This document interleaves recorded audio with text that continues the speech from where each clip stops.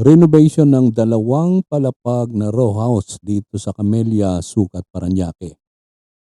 Magkano ba ang halaga ng isang renovation sa isang 2-story house unit na dating may wood flooring at may bubong na yero?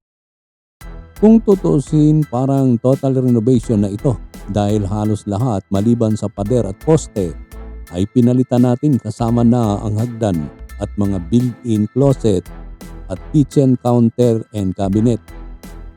Mga installation ng electrical at position ng mga water pipe sa kitchen. Hindi na natin binago ang marble finish nito. Sa halip, bumping lang ang ginawa natin dito para mapakinis nating muli ang dati nitong kintab. Isa sa magastos dito ay ang pag-iba ng mga lumang structure nito ng mga kahoy na puno na ng mga anay. Magkano nga ba ang magagastos sa mga ganitong renovation? Ang total expenses po dito, labor and material, ay umabot sa 1.1 million. Parang nagpagawa ka na rin ng bagong bahay at umabot ito ng 3 buwan. Ang pinakamagastos dito ay ang pag-slab natin ng second floor at roof. Oo, slab na ang kanyang second floor at roof para hindi na aanayin pa.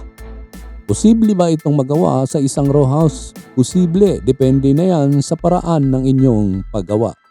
Kaya ang renovation na ito ay panghabang buhay na at hindi na magpapalit ng bubong.